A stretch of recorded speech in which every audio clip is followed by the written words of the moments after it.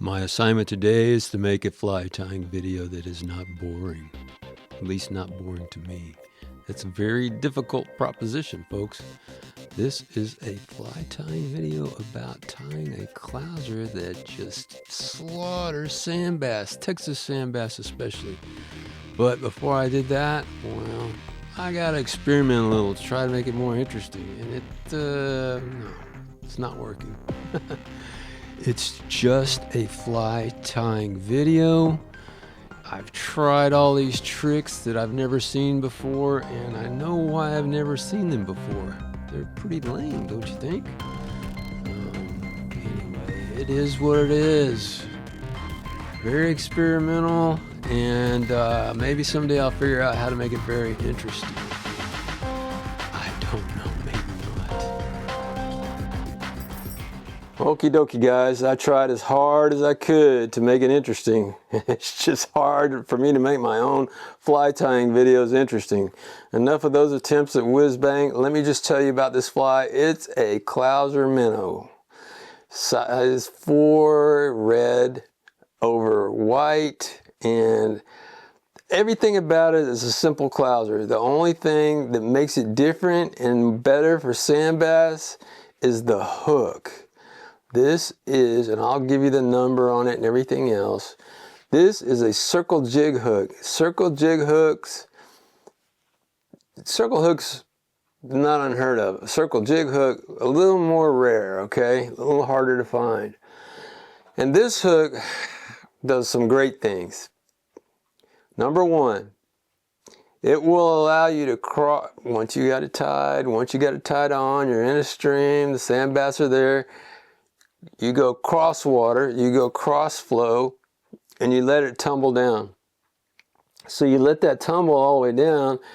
Because it's a circle hook, it typically doesn't catch on weeds and bush and grass and all that. It's just kind of falling down like a stunned piece of bait. Get that, stunned piece of bait, right? Okay, so when you pull on that, of course your rod's pointed down, you pull on that, there's a fish on. These fish biting on a circle hook themselves. There's no setting the hook or the circle hook. There's no need. So many times I'll just pull slack at the end once it's drifted down to where I think it should stop, or let it drift a little further, just keep covering the water. I'll pull slack and there's a fish on. So that's really neat, because that circle part of the hook, the point, does not grip or dig in until it gets to the inner lips of the fish, and 999 out of 1,000 sand bass are hooked right on the lip, easy to get off, and they don't shake off because it's a circle hook. So you can just get them in, get them off, and get on to the next one. The size of the hook, a size 4, larger than you would think you might use. Sand bass will eat anything, okay? So if you use a small fly with a small hook, you're going to catch a lot of small sand bass. The number 4 circle jig, and I'll put the brand and the number down there. I sell those on my website, by the way, at Pop's Fly Shop. I'll sell you the hooks, and I can sell you the finished flies. Just get a hold of me or go to the website and you'll see them there. I'm charging a lot of money because these hooks aren't made anymore for this particular fly. These hooks are no longer made.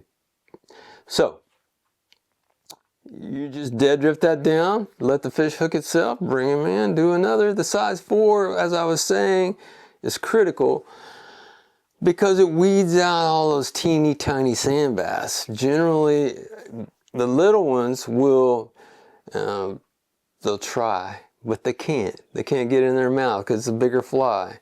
So we're going to tie the fly now. It's going to look like a regular old Clouser, like the thousands of other videos you can find on YouTube about Clousers. The only unique thing, and I'll show you that at the very beginning, is this hook. The hook is the key to a Texas sand bass fly for the spring runs. Guys, let me clear all this out. We'll get over into the tying. And this fly you need to start on right now, because the spring runs are coming. If you don't want to tie it, just order it from me. Pop's Fly Shop over at TexasFlycaster.com. Let's go have a look.